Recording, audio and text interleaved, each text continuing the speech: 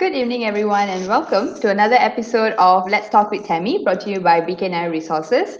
BKNI Resources is the most comprehensive consulting company in working with individuals, businesses, schools, government, and organizations. And for the past 10 years, they have been conducting seminars, workshops, special programs, individual services, and private consulting relating to physical, social, psychological, and aesthetic aspects of personal appearance and self presentation. And for those of you who are tuning in for the very first time, a little bit about the show. Let's Talk features interesting personalities from all walks of life, sharing bite sized insights into relevant topics. And my name is Tammy, your host, and a lecturer by profession, scientist at heart, and Miss Sari Malaysia 2019. And my basis for the show has always been about learning from my guests, and I hope you will too. So let's get started. So I'm going to bring in my guest for today. So give it up for Ms Hajar. Hello. Hi, how are you? Good evening. Good evening. I'm good. How are you? I'm great. Thanks for asking. Good to be on your show. Okay. I hope that because you told me earlier that you were late because you had a last minute meeting. I hope you had enough time to break your fast.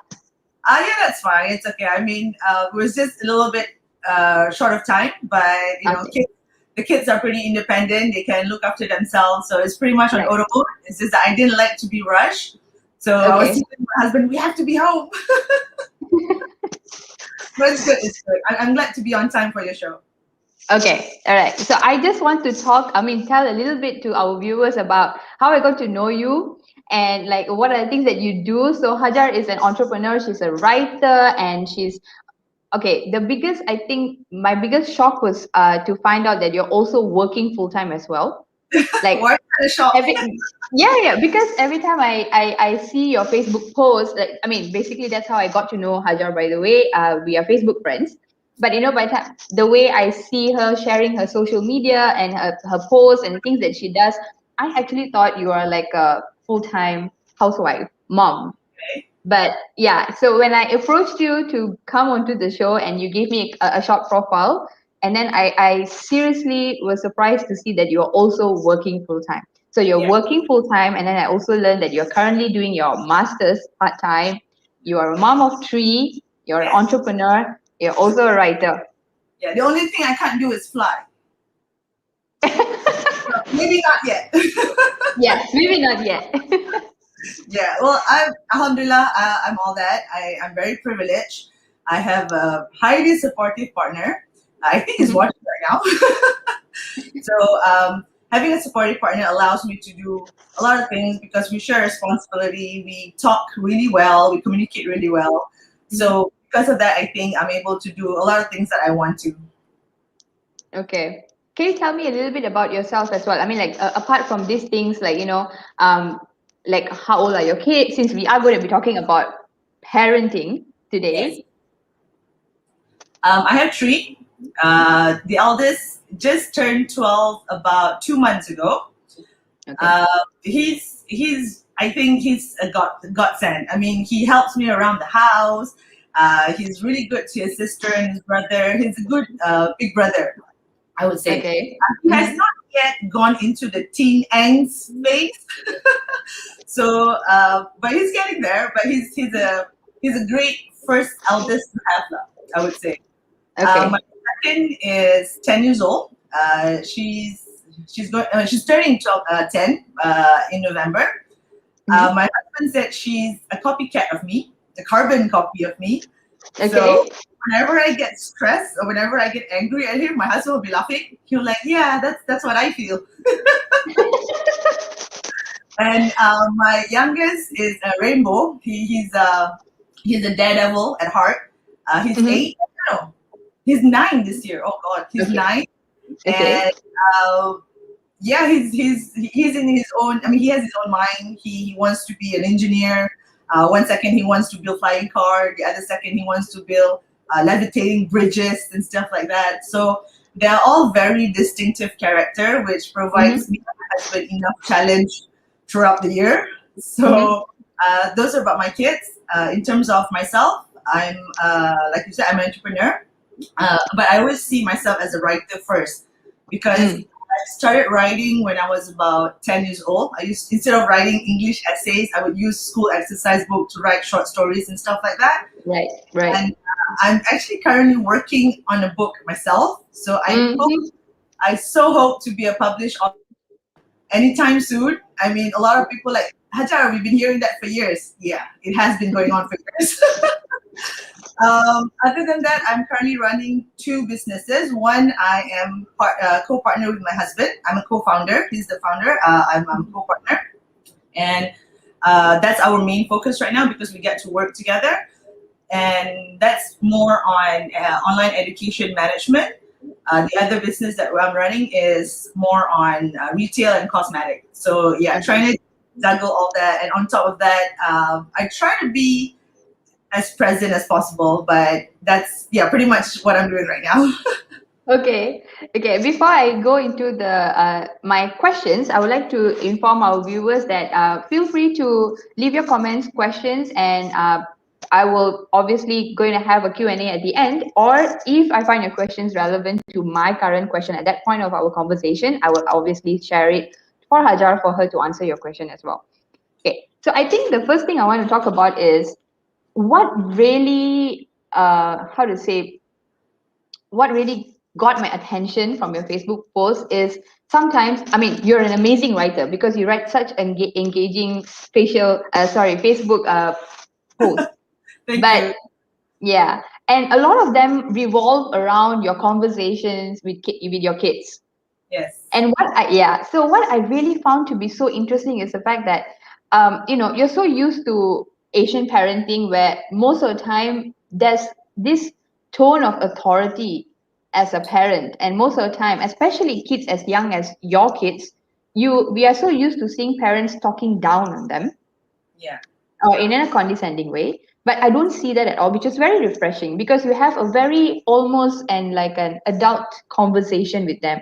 You engage and you actually answer every single question. You don't brush off, no matter how silly, no matter how sometimes some people might find that those topics to be out of bounds for kids, and yet you entertain them, you answer them so eloquently. So was that a conscious decision? Like, okay, when I have kids, I'm going to be doing it this way. Yes and no, Okay. because partly is a conscious decision between me and my husband before we conceive, and Mm-hmm. the other part is mainly how I was brought up. Okay, so I Mm. had a privilege of having parents who answered all my questions, who did not brush me off, who did not find my questions too much, too sensitive, or too silly. Mm. So it was, like I said, was a privilege for me to grow up that way. So it became a conscious decision between me and my husband that we want to have that kind of environment, that kind of way that we brought up our kids when we have children. So one thing that a general rule I would say in our house is that there's no question that's out of bound. So even Right. if certain questions that other people might find sensitive, because I would say there's not a lot of things that could offend me. So Right. it takes a lot to offend me. So I Okay. might not find it sensitive. My husband may not find it sensitive, but we know it is a sensitive topic. But in our house, we make it a rule that you can ask anything, even out of the blue, as long as like no other people are around. Let's say, for example, we have guests over. We make it clear, okay, that's not the right time to ask some questions. Okay. Okay. Okay.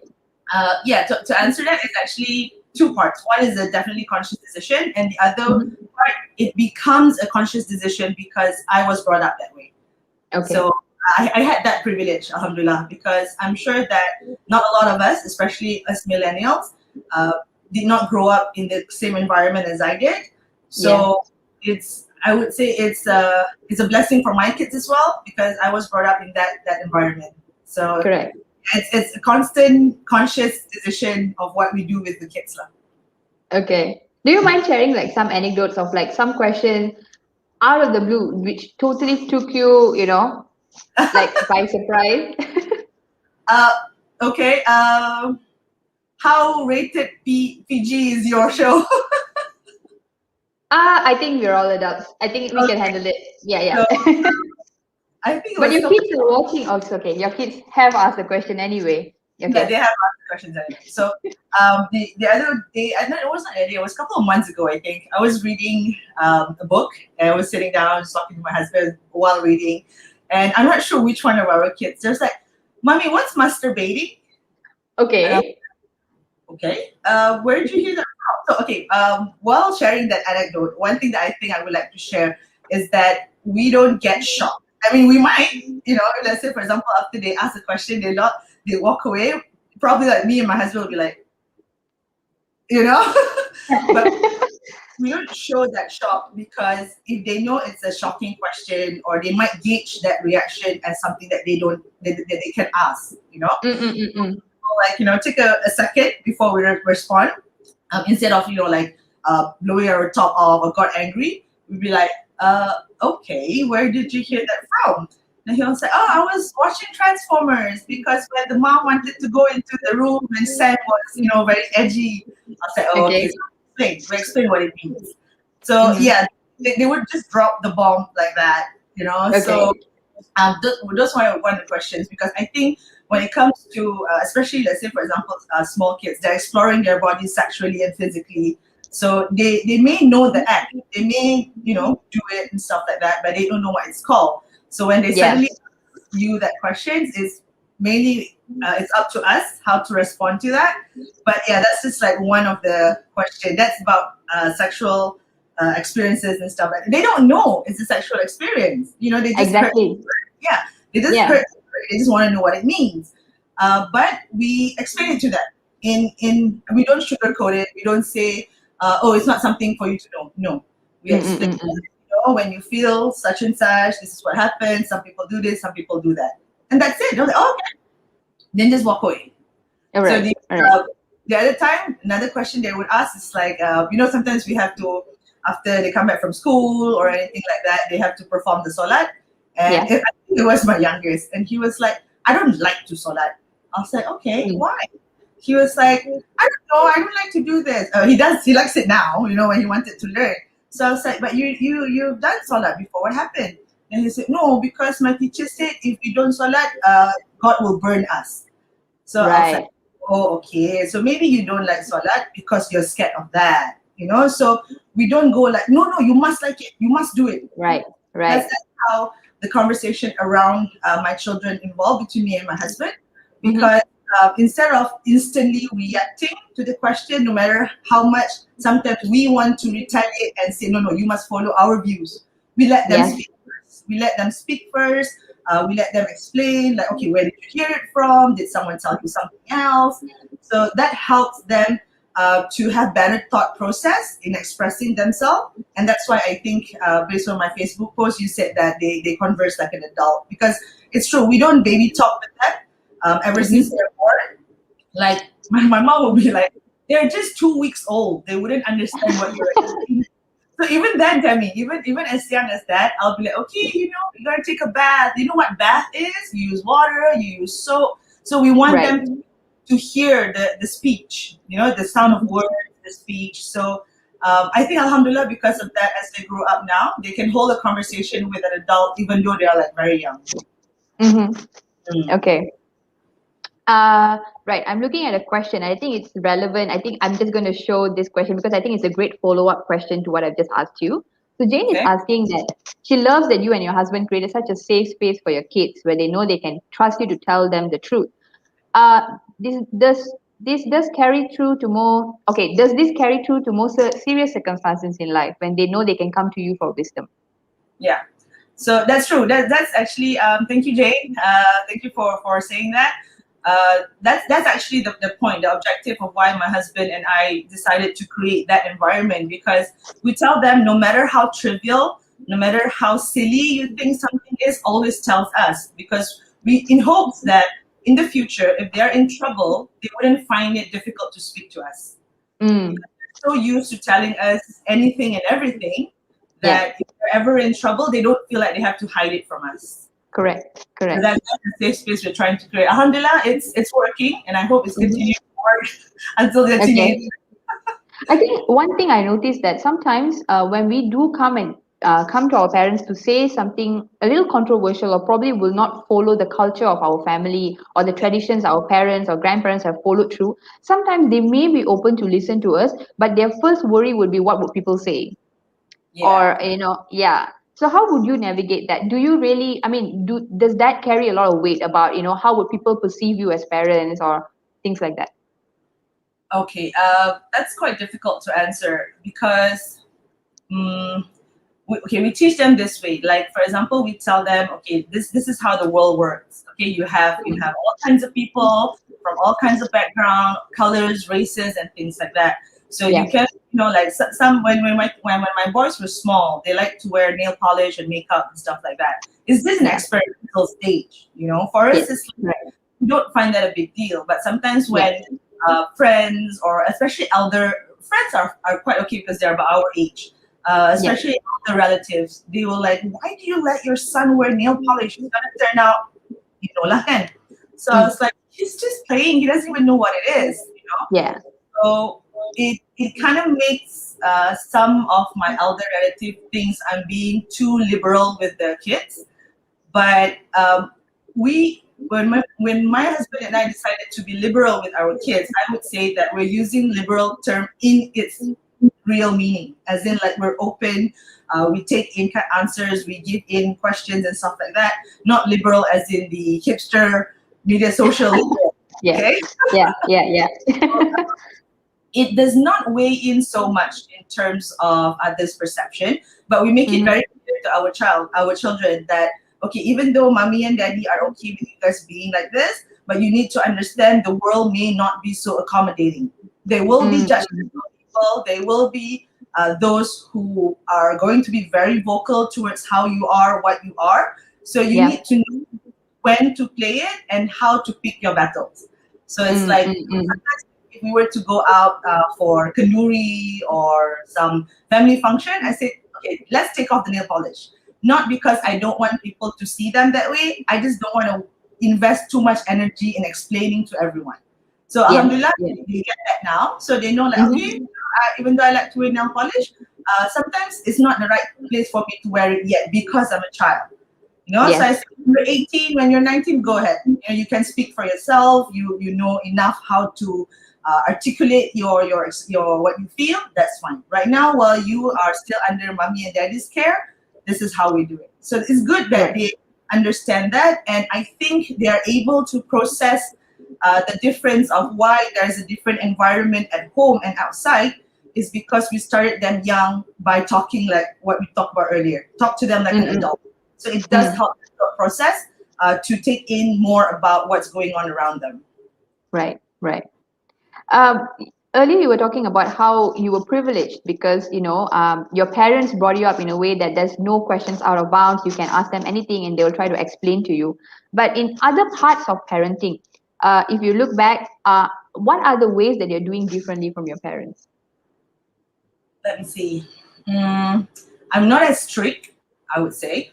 I'm Okay. strict when it comes to cleaning up your room, picking up your toys. Yeah, I'm strict that way. Yeah. But my parents, even though they do not limit any question when I was growing up, they were pretty strict. We had to really follow all the Islamic rules and stuff like that. So we were really brought up rigorously and quite religiously. Even so, they don't like they don't beat us or anything if we don't salat, but my mom makes sure that we do. So like with my kids, I wouldn't say I'm not doing the things that my parents are doing or vice versa. I'm slightly more lenient, I would say. I Mm. pretty much follow what my parents did and what my my in-laws did, because before we got married, we sort of like exchanged ideas. Okay, what did your parents do? What did my parents do? Right. So Right. Right. my parents and my in-laws are pretty much the same. They're about the Right. same age, so they're from the same Okay. era and stuff like that.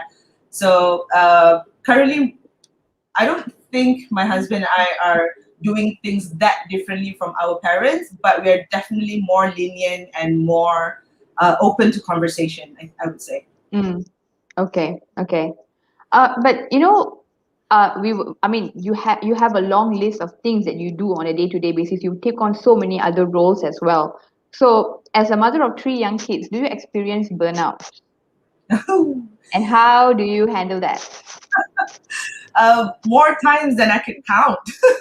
Okay, okay. One of the early on, while I was still, because I've been, so my eldest is 12, so that means I'm a mom for 12 years already. Yeah. The first 3 years was quite difficult. I had postpartum depression for the first year. Mm-hmm. So this was where when I said that I had a great partner, because during my postpartum depression, my husband really stepped up. He took over a lot of things with my son. In fact, I lost 2 or 3 months of my son's earlier part because I just couldn't care less because of the postpartum depression. So he was there. He filled up the gaps and stuff like that. So that was great. But in terms of burnout, I think the first 3 years, yes, because I was trying to get used to it. But after my third one come along, I tend to experience burnout not as often, but more because I had to juggle a lot of things because Yeah. during that time we had a little bit of financial problem. So I had to take on two, three jobs. My husband also had to take on 2, 3 jobs. So we hardly had time for each other. We hardly had time for kids. And I'm also someone who likes to keep the house in, like perfect order. Sometimes when I see laundries in a basket for like 4 days and then like toys just chuck around. So I get stressed out because of that. Yeah. But then we started going out with each other in terms of having dinner dates. Mm-hmm. So we realized that the reason why we get burned out so much is we focus too much on the kids. Okay, so now I think I probably have to explain this. That is not bad that you focus on your kids, but what we Yeah. see is that because I think it's a subconscious behavior, when you become a mom, when you become a dad, that everything has to be about your kid. You have to give up. Mm-hmm. Even sometimes if you don't eat, it's okay. You pass the food to your child as long as your kids eat. So yeah, that's fine. So they don't starve. Okay. But Yeah. what I mean is when you put too much focus on your kid without you realizing it, you actually lose sense of who you are. You lose sight of your partner, and you forget what you have in the beginning. Mm-mm-mm. For us, we discovered that is actually the source of the burnout, not the juggling, not the financial situation, not the crying baby, not the midnight breastfeeding. No, it's the fact that you lose sight of your partner. So that was, I mean, that's for our relationship. We understand that some parents are single parents and stuff like that, but what I'm trying to say is you lose sight of who you are. So Mm-hmm. regardless whether you have a partner, whether you're a single parent, I firmly believe you lose sight of who you are. So when you lose sight of who you are, that's when you start to burn out. So then Mm-hmm. we slowly started, dating again. We make sure that once a month we go out on dates. Even though just to live by mama, it's fine. It doesn't have to be fancy dates as long as we get like 4 or 5 hours. See and mama watch football, just having teh tarik whatsoever. Talk to each other about each other or stuff like that. Right. There was a time where my husband was unavailable because he had to be stationed somewhere else. Mm-hmm. So I started to feel a little bit burned out. So all I did was, okay, I didn't lose sight of myself. I told my mom I need to go for manicure, for pedicure, get my hair done. That's enough. So Okay. the way to handle burnout is to never lose sight of who you are. Because once Right. you do that, you're like, because you focus only on the kids. You forget who's the real you, Mm-hmm. before. Mm-hmm. So that's important, your essence. So I think that's the cure for burnout, for me at least. Okay, but I mean, I think that's a very good point, and I think a lot of people have to, especially parents, have to remember that. But I think parents of, I mean, the generation of our parents, I don't think they would have even considered. I think this whole idea of taking time out or like spending time for yourself is so alien for them. And sometimes they would put it down to because as generations after generation we tend to become better financially, and you would say that you would argue that the previous generation, their main concern was to put food on the table. Who has time for dates, or who has time for timeouts? Like, for your parents, did they do something like that, or is it something you think very millennial generation specific? I would say it's very millennial specific. It took a lot of convincing for my mom because Mm. Ma, can you look after the kids for like just over the weekend? I'm going out with, Right. with my husband. And she was like, why? I was like, what do you mean, why? I was like, I just want to go out with him, like, oh, do you guys have work or something? I was like, no, we just want to, go out or like hang out and stuff. Then she said, why did you have to do that last time when I had you? So I was like, so it took, it caused a little bit of friction, but I really explained to her, like, we needed the break, we need that and everything. So, and plus, when my kids were, our kids were smaller, they're quite independent already. You give them milk, put them in the crib and that's it. So it's Yeah. not like my mom had to really take care. So we always Right. make sure that before we leave our kids at my mom's place, they're already fed, bathed, and everything. So to make my mom's task as easy as possible. But Mm-hmm. my mom only went out with my dad on dates after I turned about 16. Mm. So she asked me like, why can't you wait until your son's 16 for you to start going out on dates so he can take care of his brother and sister? So we're like, okay. So yeah, Okay. that's one thing perhaps that my parents didn't do when we were young. They Mm-hmm, only mm-hmm. because I'm the eldest of four. So when I was 16, I was old enough to look after my sisters. Right. So when we decided to do, because we started having that date when my son was about 3 years old. So Mm-mm. when he was three, the youngest was just about a couple of months. So we started having that date nights. Alhamdulillah, until now, my son is 12. We're still having date nights. Right, right. That's nice to hear because I think that's something that people tend to lose sight on because after having kids, their identity revolve around their kids. Like it's like they lost their sense of self after that. And sometimes Yeah. I think they end up resentful.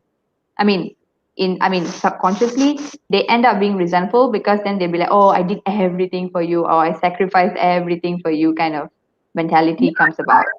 I don't think it's even subconscious. Some of us might feel subconsciously, but I think I'm not trying to be, saying everyone feels it, but I think we do not want to admit that we even consciously feel resentful. Correct. We're Correct. it's not about resentful about not having my previous pre-wedding figure or whatever. No, it's Yeah, especially yeah. if it's because my husband and I, we had a love marriage. It wasn't arranged, so we got to Mm-hmm. know each other. We were really close and stuff like that. I mean, before we got married, we used to hang out at Mama and talk for like from 10 p.m. to like 6 a.m. Like we could really talk. So when we had babies and stuff, I could hardly say a word to my husband, like just hi, bye, that's it. So I Mm, thankful like sometimes he started spending more time at the office because he didn't want to come home and fight. I pretended to sleep early just so I don't see his face and things like that. So you become yeah. resentful for a lot of things. So that's why I think it's not just subconsciously, even consciously, we are aware that we are resentful towards things. Okay, okay.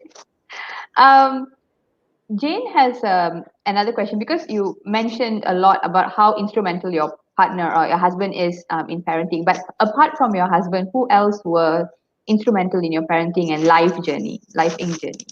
I would say my late grandfather. Right. Uh, yeah, I'm getting very emotional because I really love him. Okay. My because when I was about 10, no, no, 11, I think, Mm-hmm. uh, I stayed with my grandfather until I was about 13. So for that 3 years, even though it's just 3 years, but my grandfather was a very wise man. He's the coolest guy you would meet. Like, I mean, nothing could tick him off. Even if let's say he's like how I'm treating my kids right now. Like, sometimes I ask him, why do we have to solat? It's so annoying. Like I'm Mm-hmm. trying to go out and play. Why should I solat now and stuff like that? Why do I need to fast? Why I need to wear tudung when I go to school? Kind of things. So he doesn't go, no, no, you must do that because God says so. He would actually Right. explain in um, calm and very logical way. Let's say one thing he said about because I used to say to him, I said I don't want to like how my young son said. He said, why do we have to solid? Because it's so annoying. So he said something like this. He said, okay, when you love your parent, what do you do? I was like, I don't know, you hug them, kiss them, and stuff like that. So okay, can you hug God? I was like, no. Can you kiss God? I was like, no. So why don't you think of a way, Salat is just a way to show that you love him. Like, hey, say thank you. Just take a couple of minutes to just center yourself, be quiet. Whether or not you remember to read or whatever, he said use Salat as a way to center yourself during a busy day. So you don't see it as an obligation because God will burn me. No. So it kind of changed your perspective. Instead of saying that, you have to do it because you're Muslim, he says that, Mm-hmm. okay, you find it annoying now, okay, fine. But use that and just 2 minutes just to think about what you did for the day. He said it's fine. You don't read anything, also fine. Just stand there, do your salat. But while you salat, you think what you did today, whether you did something good, what are the bad things you did. And for all you know, the salat's over. So, Right. he made it sound that way. And after a while, when you always do the salat, you find it just natural already. You don't find it annoying. So that would definitely be my late grandfather. Right. Right. Okay. Um, I think we ought to go back to Asian parenting. I think one of the most, I think, how to say, common, doesn't matter which race, right? In Malaysia, I think one common trait is the conditional love that Asian parents tend to give. Probably Yeah, not so much in this generation. We might have, but I think it's more prevalent in the previous generation. What I mean by conditional love is like, you're supposed to do it. You're supposed to behave a certain way in order for you to earn my love, yeah. kind of thing. It could be as simple as, getting good grades in your exams, or like, things like that. So how do you navigate around that? Like making sure that, um, they grow up as a wholesome human being. Like how are you there for your kids emotionally? Okay. I think one thing about conditional love, if you agree with me, it has caused some of us, I think, to not share our failures with our parents. Mm-hmm, mm-hmm. It's like all the bad stuff, we keep it to ourselves. You know what? If I had an accident, as long as I'm not dead, my parents don't need to know, you know? So Right. I think it stems from conditional love. But in our household, I Mm-hmm, think I don't think that has ever happened because we right. don't make it a point, and I'm not sure whether it's a conscious decision or it's just Mm-hmm, something that happens, but we don't say, oh, no, no, if only if you do this, mommy will, give you reward or something like that. Because I think, oh yeah, I can remember now. Okay, the one of the reason why we we don't have that is because I told my husband this story. Um, I okay. was I was, I think, form four. I think I was in the debate team. Okay, Right. so like I said earlier, right? We don't share our failures with our parents. Like, oh, I got 6 A's. Oh, okay, then it's good. If you got 1 A, when's report card day? I don't know. It's over. I think. Yeah. Teacher forgot to give me the card. I don't know. Yeah, yeah. If you have 7, 8 A's, they'll be the first to know. So Correct, correct. what happened was I was in the debate team with a couple of my friends, and our English teacher, he was with us since first day. He was doing, he's helping us with the debate, with the text and everything lah. Yeah. So at one point, one of the competition level, I think it was a school level, ke national level, tak ingat lah. So we won. Okay. Okay. Of course, we are proud, and then we say, "Oh, sir, thank you so much, for helping us and everything." He said one thing that I think sort of changed my life. He said, "No, you should be proud of yourself instead of me being proud with you." And we were like, "Wow, Mm, that's everything." He said, "No, I'm just there to just check your grammar, but you're the one who's on stage. You guys were the one who wrote the speech. You should be proud of yourself. You don't do right. something to be proud." So I was like, "Man, that's a way to look at it." So I think I ever love since, how it's always the English teachers that change someone's life. I know, right? What's this? Oh God, Great Poet Society, something kidding. Oh, I Okay. love it. So right now, whenever our kids achieve something, we're like, let's say for example, it's Puasa month, right? So our eldest is doing the full Puasa, no drinking, no eating.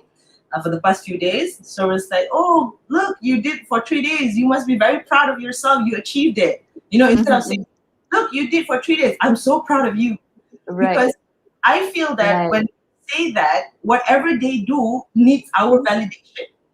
Mm, Whatever we do, they feel like, oh, if I don't get my parents' validation, if I don't get their approval, I'm worth nothing. So it's no, my husband and I think it's very wrong. So we always right. put the validation on their own effort, the achievement, on their own effort, even if their own failures, that's on you. Let's say, for Right. example, you did something wrong. Okay, Mm-hmm. it's not that's on you. It's not like I say, okay, that's your fault. No, it doesn't mean that way. What I mean is you own that failure. Otherwise you Mm. won't learn. So, like for example, I'll give you an example. My son really wanted to be in a football team, so Mm-hmm. he wanted to. We really know how much he wanted. He was practicing and stuff like that. So when the tryout came, uh, he went, of course, and then when he came back from school, he was a little down. So I knew that he didn't get it, but I just still asked. So I said, "Hey, how was the tryout?" He was like, "It was okay." I said, "What happened?" So did you get the? He wanted to be a keeper. So I said, Mm-hmm. did you get to be a keeper? He was like, no, I kind of missed a couple of shots and stuff like that. I said, okay, how do you feel? I feel bad, but I'm proud that I tried. So I was like, Right. job done. So he acknowledges that he didn't get it, but he also validates his feeling of being proud that he tried. Right. So Right. good that he owns it. He didn't go like, oh, other people were better. The ball was too fast. I cannot do this. I cannot do that. So it's good that we put that validation on their own instead of conditionally showing that you can only earn our love, respect, and pride when you do something well. So Right. That we put just blew my mind, but okay. Oh, I have another question from okay. our viewers. Kavita is saying that she's already feeling like she's handling a young teen with a 6-year-old daughter. So how does one equip oneself with this fast mental growth? Okay. I think it's just the kids nowadays, right? They grow up faster than we did. I mean, like when Mm. I was 6 years old, I was still in pigtails and like torn shorts. And now you look at 6 year old, they're like sometimes have prettier hair than mine. Yeah, yeah. Okay, one thing that I can suggest, Kavita, is that you do not treat them as a 6 year old. Yes, certain things you maybe you do not want to expose them to certain things. That's really up to your background, your belief, and things like that. Because when what I expose my 6 year old to might be different from what Kavita is doing. But what I can say is that we do not look at them as though they are 6 year old. If you think they are matured for 6 year old, talk to them like if like they are a matured person. So like if they are, throwing tantrum or things like it's always good to bring them back to what they are feeling. Let's say, for example, put words to their feeling. Don't say Mm. like, let's say they're throwing a tantrum or something like that, right? We don't go sit down, quiet, shh, play your phone, eat this apple or something. Get them to express why are you crying? Why are you screaming? Okay, if they keep on screaming, keep on having tantrums, slamming doors or whatever, like it's not easy because you would want to get angry as well. Like Yeah, you're yeah. six. But give them the opportunity to put words into what they feel. So say, okay, you're crying. Can you stop for a while so you can, talk to me because I don't understand what you're saying when you're crying. So they would say, no, my brother did this, I did that. I don't feel this, I feel that. So from there, you start to equip yourself, I would say, in handling uh, kids that are not behaving their age. Because I think one thing that a lot of parents might make the mistake of, we don't give our kids enough credit because we may think that they are just kids. Because Yeah.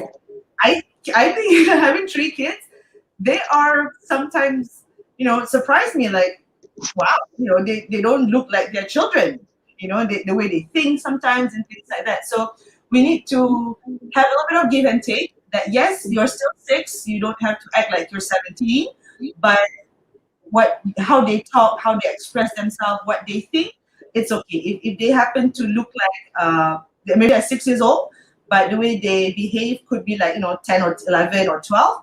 Yeah, talk to them to that level because that's their mental level, I would say. Mm. Okay. All right. Thank you, Kavita. Okay, so I think one thing is that you have mentioned many times throughout our conversation today about how supportive your husband is and how what a great partner he is in parenting. So, in terms of co-parenting, how do you guys juggle your duties together to parent? Uh, hmm. I don't think we have like a clear set of rules who does what. Yeah. But we communication is key. Let's say, for Mm. example, I'm having a meeting and I know I don't have enough time to cook.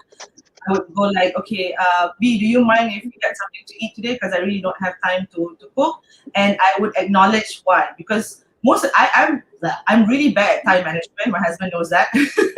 So I know that I could have, cooked something if I didn't wake up late or something like that. So I acknowledge Right. that. I said, I'm Yeah. really sorry I woke up late. I know I shouldn't have. Now I'm rushing, but do you mind if you do this, do that? Uh, and one thing is that I don't try to use the word help. I don't go, Mm. help me with this. Can you help me with that? Because I'm like, dude, it's your house too. Okay. So he doesn't use help. So I said, B, can you do this? Can you do this for me? Can I do this for you? So it's a conscious communication effort, I would say. So we don't have a clear set of rules. Okay, only daddy does this. Mommy only does this. Because I mean, he cooks sometimes too. I cook, he cooks. We take turns to vacuum the house. We take turns to mop the house. But if someone is better at that, like for example, when my husband vacuums and mops, it's way better than I do it. So that kind of tend to be his thing. So Okay. when it comes to folding laundry, he's bad at it. So let me take over that one. But one Mm-hmm. thing that we practice is that we're not helping each other. We're working together, and the kids need to Right. hear. We don't go Mm. like, you ask daddy to help me with this. No, we would say that, can you call daddy? We're supposed to do this together. He said he wants to cook with me, that kind of thing. So it's a bit Right. of a Right. Right. when it comes to communication, because like I said, words are very important. Like how I Mm. said, you put words into what your kid is feeling. The Mm. words that you use at your house is also very important, and it helps the communication between husband and wife, at least for us. Right. Right. Um, when it comes to millennial parents, I think one thing I noticed personally is that probably because we are at probably a better economical stage or a social status a slightly higher probably from our parents' generation, that we kind of have all this extra money to spoil our kids with. Okay. Sometimes they have all kinds of, and there are many new things that I've never heard of that's happening right now, like like baby spas and birthday parties. Yeah, right. So what is your opinion on those kind of things? Do you do those kind of things? Yes and no. I mean, we don't throw lavish parties, or we don't buy things that we feel are just for show, or something that the kid's gonna use for like 6 months and that's it. Because it's not, of course, it's not wrong to have a better financial situation, and it's not wrong to spend Yeah. on your kids. Yeah. And most of the time, we spend our kids because we don't get those things for us. Mm-hmm. We wanted to have like PlayStation and stuff like that. Like right now, half of my kids' friends have PlayStation as well. Like last time, we Right. only the most out in the neighborhood would have PlayStation, Yeah. and everyone went Correct. to, you know. So we buy stuff, of course, but Mm-hmm. we kind of make them understand that it's not a privilege. I mean, it's not a right. It's more of a treat. And if you get it, you get it. You don't get it, you don't get it. Right. And they would say, "Oh, this time we went to our friend's house. He has this and that." Then we don't say, "Okay, let's go." No, we wouldn't say like that. We're like, "Okay, do you like it?" "Yeah, we do." We say, "Okay, maybe we don't need it right now yet, but see how." So we don't outright deny what they want, because we know what it feels like to have stuff when we were growing up. Like Yeah. Yeah. I Yeah. want those Victorian dollhouse and stuff like that. Even I'm, Yes. 40, I haven't got it yet. And we know how frustrated and sad we feel when we wanted something and our parents go like, no need lah. Mm. Uh, so now that I'm a parent, I understand that maybe my parents say that because they didn't have enough money. Maybe they feel it's better to pay the bills and get the food rather than toys. So that's the same conscious decision we're making right now as well. Okay, do we really need this? Are you going to play Mm. with it? And because we Mm-hmm. know the child, right? We know whether it's something that they will really take care, or is this something that they're going to play for 2, 3 rounds and forget it. Right.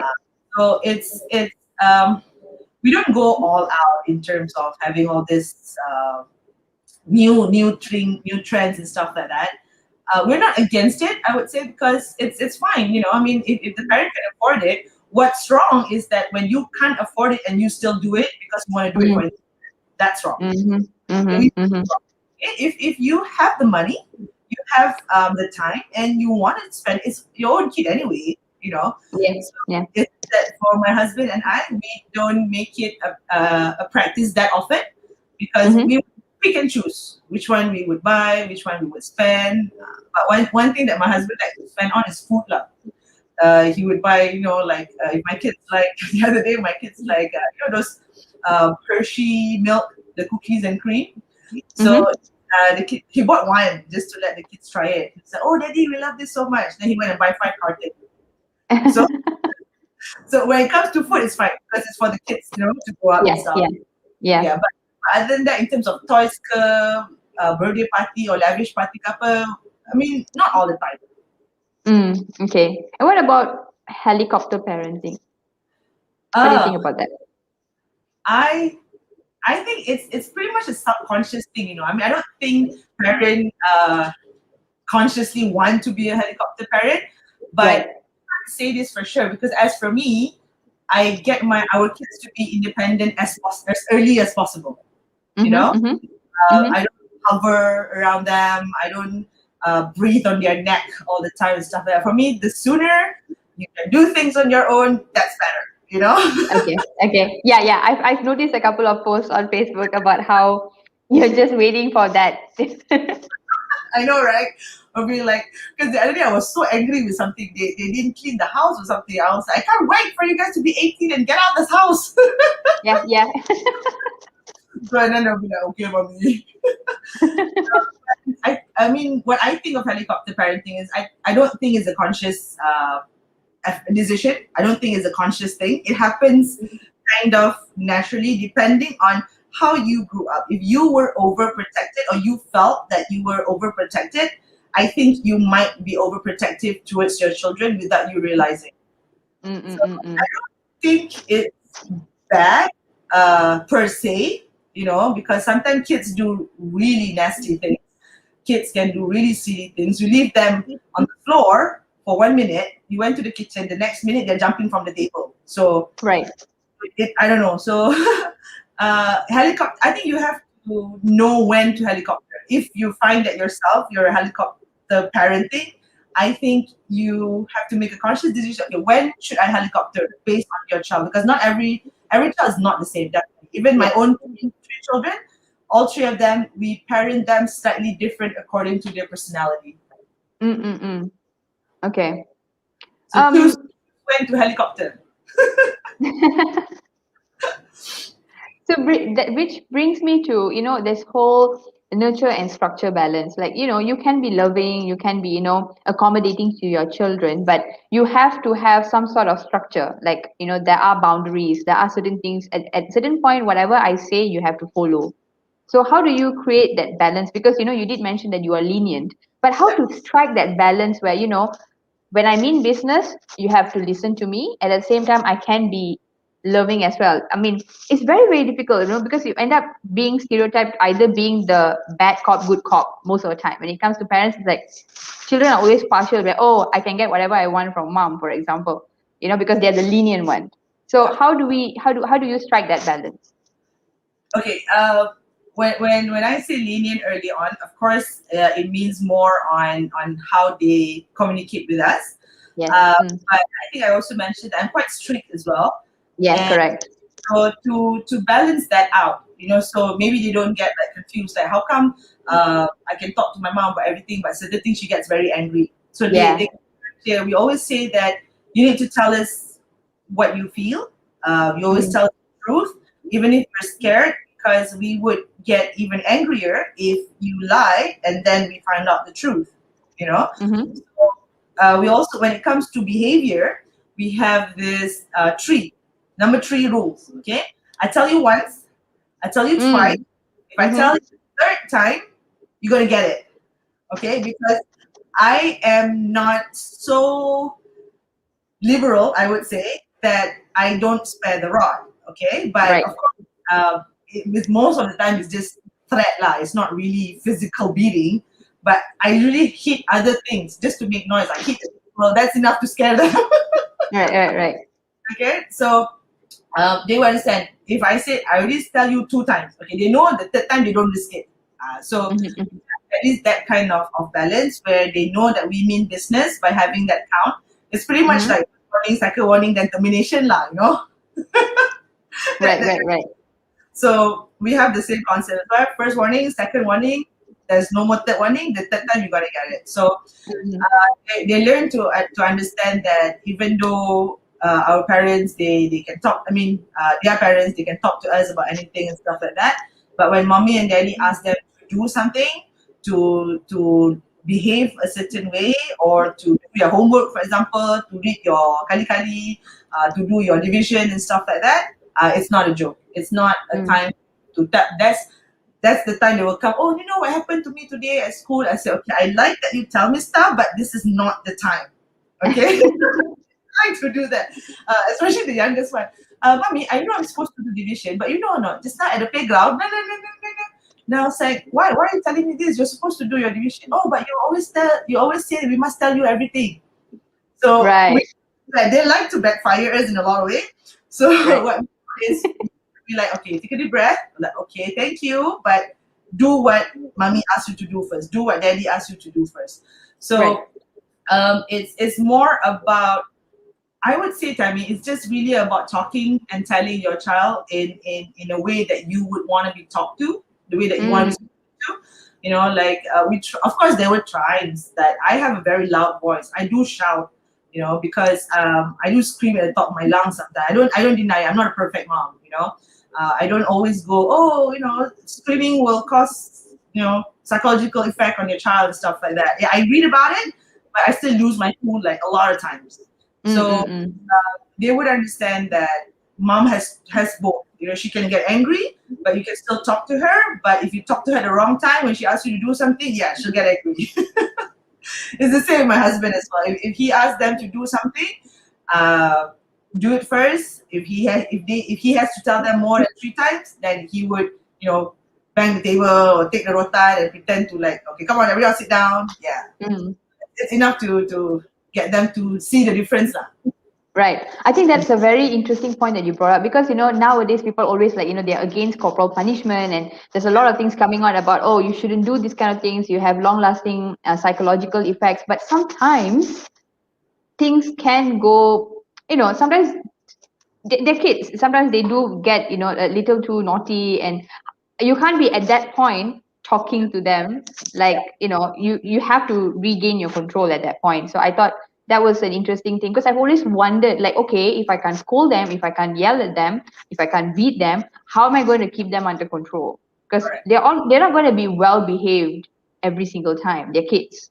Correct. The thing is because they're kids, there's also a danger in the corporal punishment, of course. But I'm not Yeah. saying that I'm totally against it. No, I'm actually against if you do not have any form of some sort of discipline.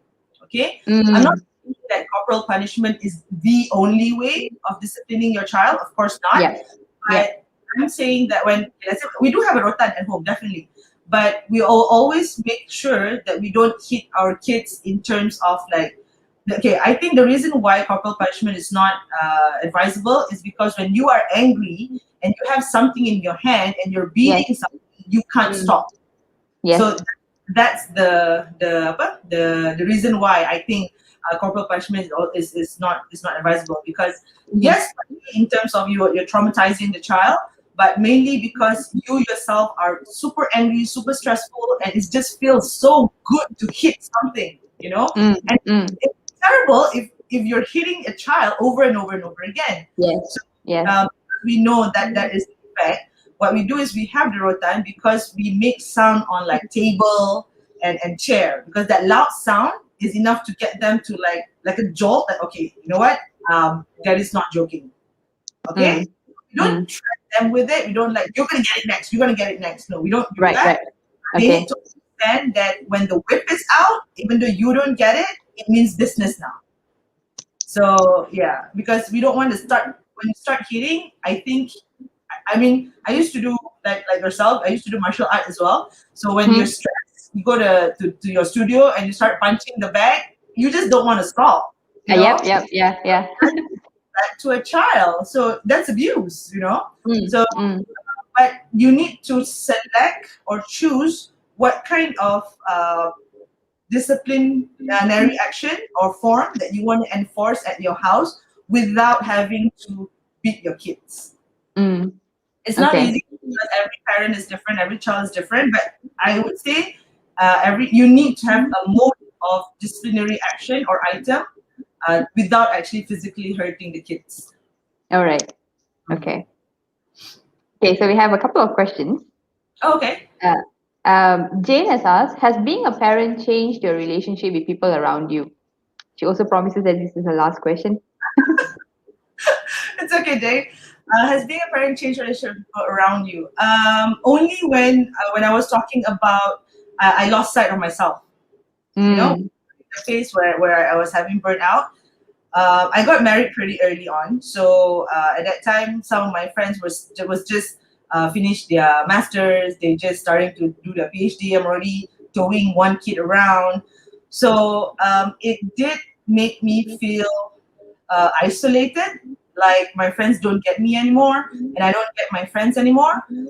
But right now, it has actually enriched my relationship because I feel that I become a better person. I have to admit something though. When I first got married, I wasn't so sure about being a mom. I mean, I wanted to be married. I know I met the right guy. I'm sure that he's, I can't stop thinking about him. So I know that I wanted to marry him, but I wasn't so sure I wanted to be a mom, even though I know mm, it comes in the equation. So when I did become a mom, I was not so sure, and I had postpartum depression. So it definitely changed my relationship around with the people around me. But after I started to regain myself, after I started to practice self love, after I started to practice more time with my husband, for myself especially, mhm, it changed the relationship with people around me in terms that it enriches who I am because I mhm, feel a better person that even though I have children, they do not define me, but I feel that I'm given a chance to raise three little kids to hopefully good human being. So I just feel a lot more positive and happy around with people around me because I think it makes me feel good about myself. mm, So naturally, my relationship with others become better, change in terms of towards a better situation, I would say, with close friends around me, especially. okay. All right. Thank you, Jane. And then we have Mariam, who says that she wants to practice safe circle with her daughter too.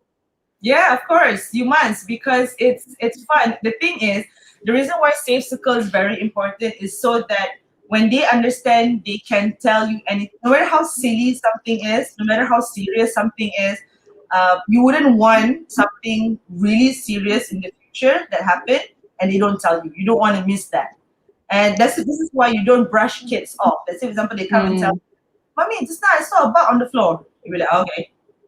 No, you know, you don't brush off the smallest thing because if you brush off the smallest thing, they may not come to you with the biggest thing that they need to tell you. mm, mm, mm. Okay, at least engage with a couple of questions. Like, oh, what color is the bug? Blue. What did it do? Nothing. Just walk around. Okay, that's it. You engage even though just a little bit. Not like macam, just now someone at the park they had a yellow ball. Okay, just ask a couple more questions so they would be encouraged to tell you more, and that's how you start to develop that safe circle. Right. Good luck, Mariam. Okay, I'm gonna ask a follow-up question because when you say things like this, right, for me the first thing that comes to me, oh my god, this is so tiresome. Because sometimes you just you're just tired, you're just stressed, and you don't want people coming to you with petty things or things like simple as that. And Yeah. yeah. So have you ever had days like that where you just don't want people to talk to you and then they come over and say such random mundane things? So how do you make sure you keep up what you wanted, you set it out to do? Have I ever had that day? I don't think I don't have that kind of days. Okay. Like Yeah, as much yeah. as me and my husband, we like to engage with our kids and things like that. They Yeah. are in a, you have 24 hours, right? For example, like Yeah. you sleep like 8 hours and you work, and then a week time you be about 8 or 12 hours. So don't tell Mm-hmm. me 8 to 12 hours. I don't want to have some time, just like no noise, whatsoever. Yeah. So Yeah. have that these days, Tammy, almost every day. Okay. So I practice this 1 hour silence. Mm. Uh, Especially, okay, I only do this if I feel that they are too noisy. Let's say, for Mm. example, I feel that I can tolerate their noisiness, I'll just let it go, Right. unless they keep on fighting, arguing, screaming to each other and stuff like that, instead of talking. Because we always say, do you hear mommy and daddy scream to each other? Because we always uh, express ourselves. Me and my husband, we always, we're very touchy feely. We're talk to each other just so that we show that to our kids. So instead of you, I know you're angry. You're angry with your brother because he took your toy. Instead of screaming, can you talk to him properly? So yeah, they would try that and stuff like that, but it doesn't work all the time. So Mm-hmm. Mm-hmm. so at times when I really can't take it, if I'm doing my work or anything, I say, okay, you know what, guys, 1 hour silence. Then they'll be so stressed because 1 hour silence means nobody say a single word for 1 hour. Mm, If mm, mm. like 1 hour, I hear someone talk, you get extended for another hour. Right. So it works like a charm Okay. because they don't want, because my kids are like me, they're talkative, they like to express themselves. So for people who likes to talk, 1 hour silence sometimes can be a torture. Yes. So I don't care what you do. You can play with your phone, book or whatever, but don't talk to each other. Don't talk to me unless someone is bleeding or dying. I say, okay? So okay. So I set the time now. Okay, 3 o'clock to 4 o'clock. So it's complete silent. So I get to do my work and stuff like that. And in that 1 hour silence, all my stress are gone. And by the time the 1 hour is over, I can do back whatever that I plan or whatever. So we always have that 1 hour silence. They did breach it once. I had to extend it for almost 2.5 hours. But so Right. far the Right. record is only 1 hour. Lah. They didn't want to do it again. Mm-mm. They thought I was joking. They thought that Right. okay, mommy said extend. They were just whispering. I said, hello, I already said right. Okay, now I mean it, extend it for another hour. Then they were like, Mm-mm. oh no. I have that only when I really can't take it. Like I feel like it's too noisy, or I Mm. feel like I don't want people to talk to me and stuff like that.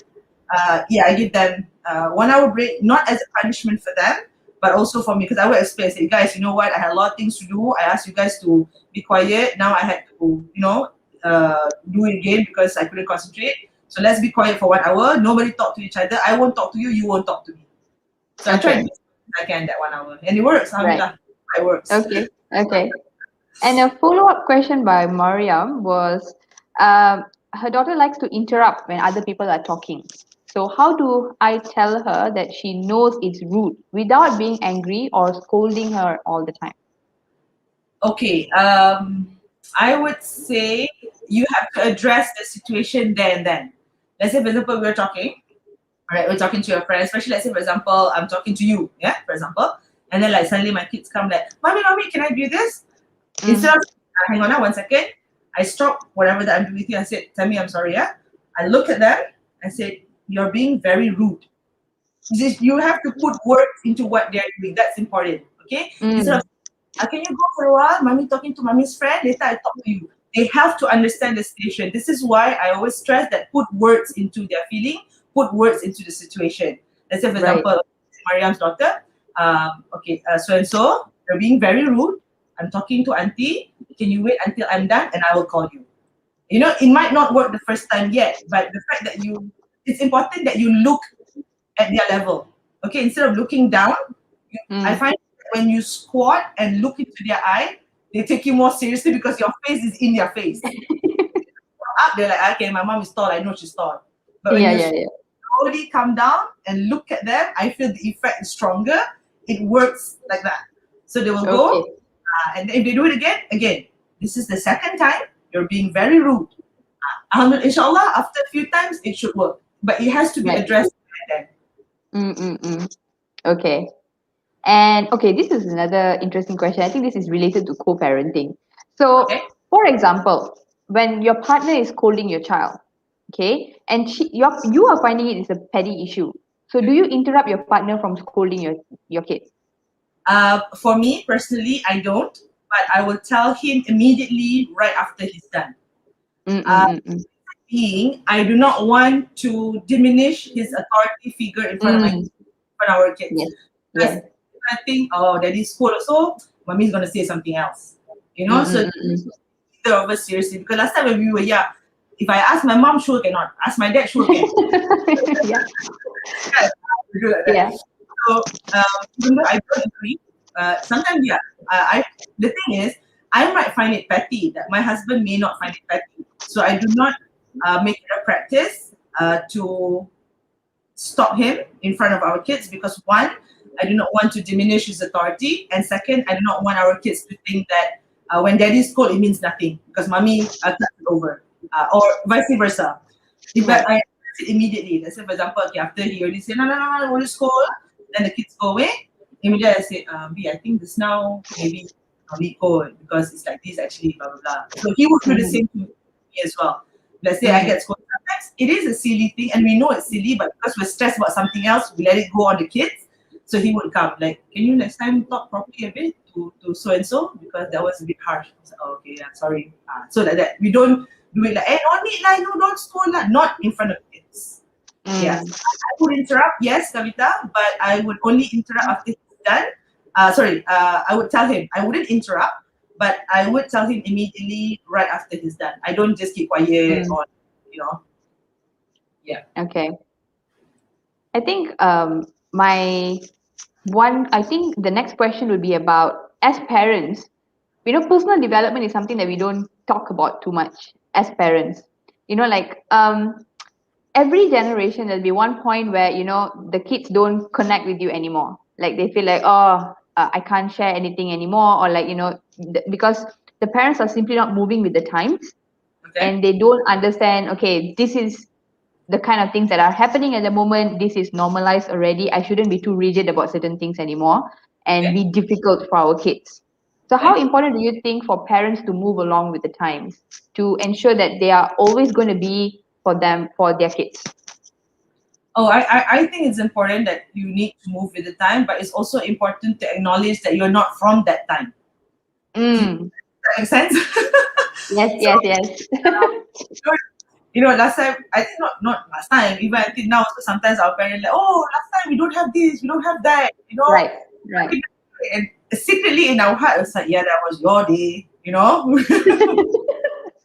a sense. So, what we do now, I think, alhamdulillah, for us millennial parents, we have the advantage of seeing those days parenting and current days parenting because I think compared to our parents, we had more privilege and opportunity to find out stuff, to search things online, to read books and stuff like that, which I think it was a little bit harder for our parents to do that. Mhm, mhm. So I think it's okay that you move with the time, especially nowadays. But it's okay to also admit that you're not from that time, from current time.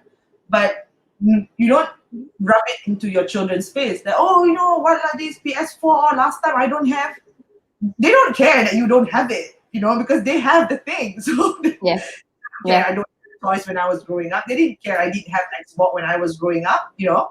So, but you don't make it as a guilt trip, because otherwise you're just gonna sound like a sour grape parent, like that. Yeah. If you why you buy for us? If you don't have, why you Mm-mm-mm.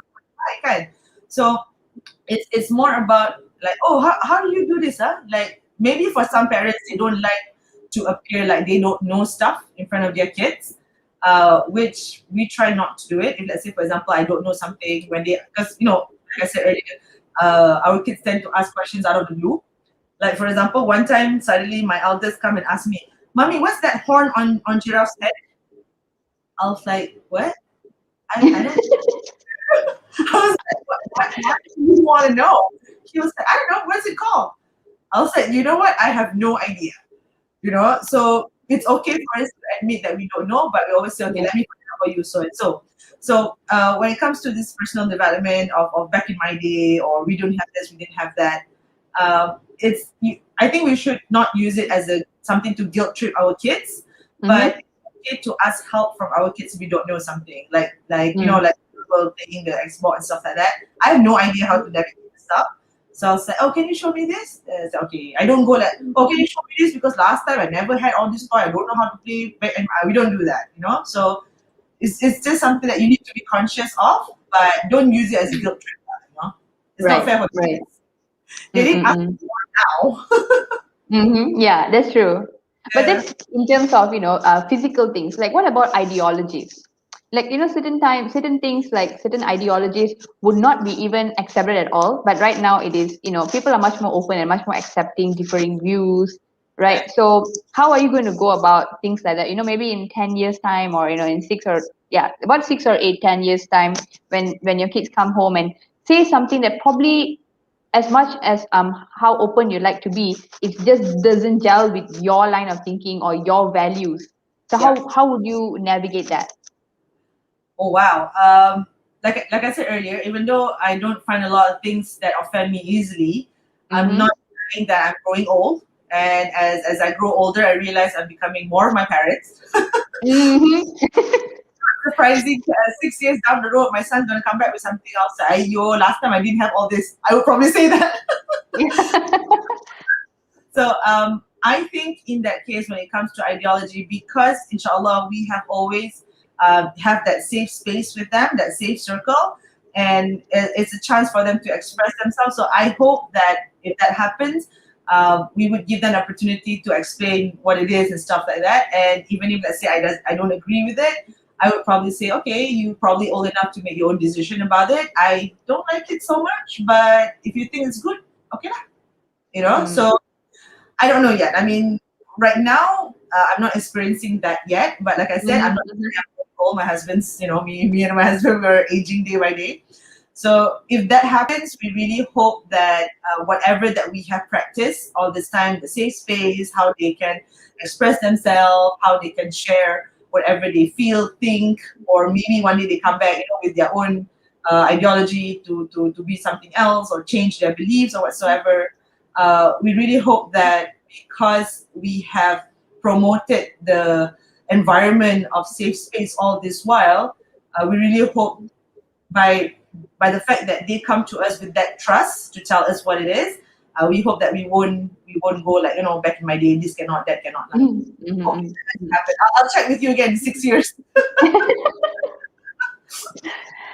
Yeah, and yeah, I think that's one important thing, and I guess another important thing parents need to remember is that they should be confident with their parenting. A lot of times, they are just so scared that the kids will stray or would easily be influenced, but you didn't. I mean, they don't not realizing the amount of work they've done to nurture and to build their kids.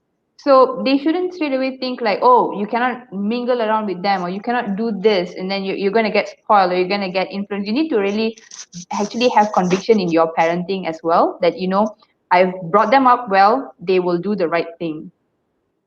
It's Don't you true. think so? I really, Yeah. because when you say something, when you explain something to your kids with rationale, when you Mm, articulate what you want to say to them clearly, logically, and of yeah. course, when you say you don't sound like you're not sure yourself, you know. So I think it helps to build that confidence in your kid as well as that they can tell the difference between right or wrong, Yes. even at an early age. I don't Yep. deny that sometimes my kids still do silly things, but those silly things we know because they just want to try. Let's see what happens if we do this. Mm, mm-hmm, mm-hmm. When we talk to them, when we ask them, what just happened? They can tell us that, you know what, mommy, it's wrong. I was being silly. I just wanted to try it and stuff like that. So being confident in your own parenting is also very important because your kid would feed that energy from you. They Mm, get that off you. So if you're not confident, it's okay. If you're not confident, it's also okay because it's also okay in terms of you need to learn how to grow. Because let's say, for example, you don't know something, it's okay to let your child know. Let's say, for example, you know what, guys, I really don't know what to do right now because I'm too stressed and you guys are so noisy. Give me 10 minutes, I get back to you. It's fine. It's not gonna lessen your authority as a parent. You know, yeah. if at all, it will probably show your kids that, you know what, my mom's a human. She needs a break Yes, sometimes, you know? correct. Yeah. So just sometimes 10 minutes is fine. Like, okay, you know what? Why did my kid ask this now? Why did he do this now? Okay, maybe I should do like this. Because after all, you Mm. are the adult. You have better thought process, hopefully. You know, because sometimes I don't even know what I'm doing as well. Like, I thought I had to Yeah. text my, hey, guess what? Kids does this. What should I say? But it's important for them to know that, okay, mommy can't solve everything at the right now. Daddy can't afford to focus everything right now. They just need a moment to say that I don't know about something. That actually helps to build your confidence as a parent.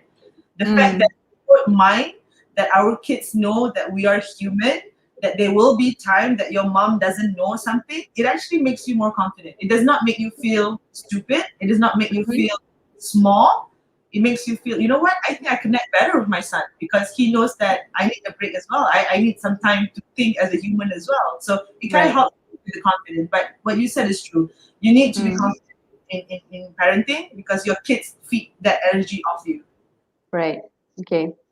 I think I have one last question before we end the session. Yeah, Wow. it's been 1 hour, 15 minutes. Okay. Okay, this question, I think this is just a on the spur moment that I like to add on, because I think as Asian kids, we have this filial piety that is so strong in us that we are like we have to take care of our parents, and then nowadays there's this new thinking that you decide to bring us into this world, and I have no obligation to take care of you when you're older, because most times Asian parents, kids are like their insurance. It is without thinking, without any question, you are supposed to take care of me when I'm older, and if you're not, you're like another hacker. Yeah. So what is your thoughts on that, and what do you think about this? Like, yeah, how would you go about this whole concept? This is actually something I think I did talk about it on my Facebook like many years ago before all this like this trend of we didn't ask to be born, that kind of thing.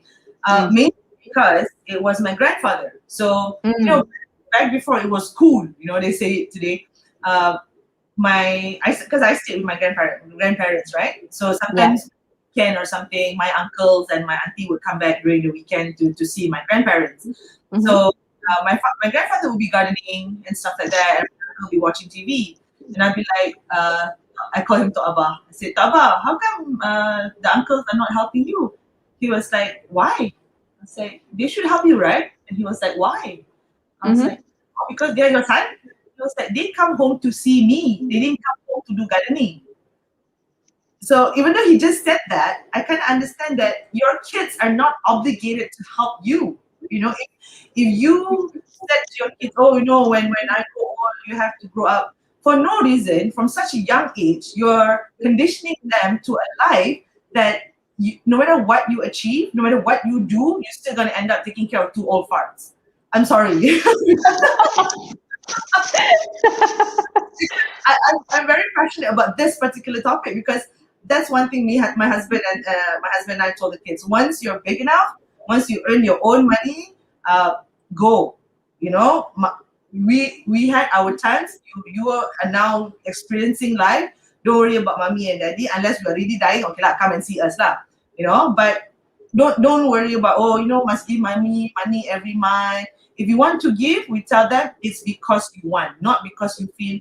I think my You mom, have to. Mm. you know, like my son always say, "Oh, mommy, when I go out, if I go to work, if I work in England, he was saying lah, if I work in England, how to come back every week to come and see you?" I'll be like, "Why you want to come back and see me?" "Oh, uh, don't you want me to?" I say, "It'll be nice for you to come home, but don't make it a problem that you have to crack your head over it." You know, Mm. if you Mm-hmm. can't come home, you can't come home. That's fine. I mean, as long as I know you're alive, sometimes you send me a text, that's fine. You know, but I can't say the same for every parent. I understand, but I think it's more and more millennial parents are detaching ourselves from that mentality because one, yeah, I mean, it's our conscious choice to have children, Yeah. and it really is not fair to guilt trip them into taking care of us when they could hardly take care of their own life yet. I mean, we had our chance of living 40, 60, 80 years. Let the kids experience that and go on. If they want, because if we keep on saying that, me and my husband believe that at one point, because you're conditioning them to think that they have to grow up to take care of us, they may at one point, you know what, I don't care about you, I'll chuck you in nursing home. You know, Mm-hmm. if we don't, if we feel that we don't guilt trip them, maybe inshallah, if they want to do it, it's out of their own free will. Yeah, Like, I correct. want to go and see my parents for a while. I want to, spend my parents, buy a house or something, So Mm-hmm. Mm-hmm. I think I've been noticing a lot of our age punya parents. Parents who are our age. They are not doing that much anymore. So Mm, because I completely disagree with that notion. I think that it's unfair for mm, your kids, and I think it's very selfish if you do that. It's okay if you feel that, okay lah, maybe you feel it to yourself, but if you express it to your child and use that as an ammo so that they behave and take care of you, I think you're just being selfish because mm. yeah, like I said, it's your choice to have kids. So Right. Yeah, that's amazing because I think it took me a while to understand that as well because I was taken aback. mm, Oh, people are starting to think of it this way now. Is that okay? Is that right as a kid? Because you grow up, and especially when it comes to Asian stories, there's a lot of stories like this that kind of like putting into your conditioning you like this is such bad behavior as kids. That's that story. I don't know if you remember. There's this one story where the parents will put their parents in a basket or somewhere, and then the kids will say, "Bring back the basket because next time I have to take you into the jungle as well because they just want to throw their parents away." Do you remember that story? was it in like Sekolah Rendah or something? Yes, yes, Oh yeah. yeah, Yes, I remember. Yes. yeah. All those kind of stories that try to say that this is not something that is expected of you. You're supposed to take care of your parents, and yeah. And for me to actually start seeing this everywhere, like, oh, I'm not obliged to take care of you. You chose to have me. At first it was very difficult for me to accept, but then yeah, I started to see where it's coming from. I That mean, on to that, of course, people would say that, oh, they took care of you when you're small. It's only natural that you pay them back. Okay, it's fine. It's not a wrong sentiment. I understand that that sentiment means well, but I disagree when it's the parent who guilt trip the child. You yeah. know, if you go like, because especially sometimes some of my friends who are married for many years and they consciously choose not to have children, like one Mm-hmm. of the people always ask them and they always complain to us, they're like, Hajar, I cannot take it. This kind of people ask me. I say, ask you why? They say, oh, later when you grow old, who's going to take care of you? I was Oh, like, that's a very common question. because they don't have children. Yes, yeah, They were like, people don't respect that my choice and my husband's choice of not having children, but people put that obligation of taking care of us when we are old on someone else. I yeah. mean, the thing is, I'm not being arrogant in terms of we don't know what's going to happen to us in the future. I could be Right. paralyzed, I could be, I could have a terminal disease that I couldn't move and things like that. Even Mm. so, I make it very clear to my kids if mommy can't move, if I'm paralyzed or I'm terminally ill or something, I do not feel that you are obligated to take care of me. You know, so I was saying I got my husband got me. That's it. Because at the end of the day, once they're 18, our children, even though they will not stop being our children, they will stop being attached in terms of once they leave the house, they're on their own. They are their own people. They are Yeah. not in terms of they're not our children in that situation. Now, of course, they'll always Mm-hmm. be biologically, but the Yeah. moment they leave the house, they are their own people. So I Yeah. say, "Right, be once they're old, I got you, you got me. That's it. So we make it very clear that our child. So it was very difficult for my friend. I felt very sorry for her.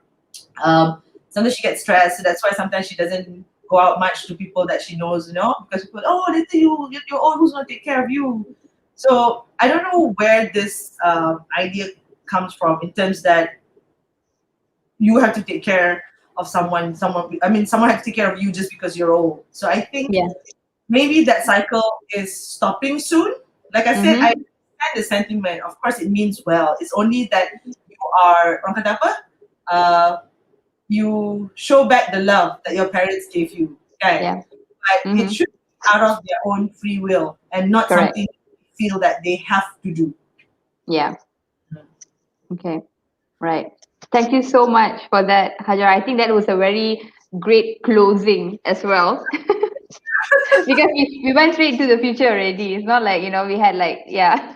Yeah, good, good, very nice. Yeah, like a timeline, right? Like for my kids, Yeah. when they're small and a teenager. Now, what's gonna happen in the future?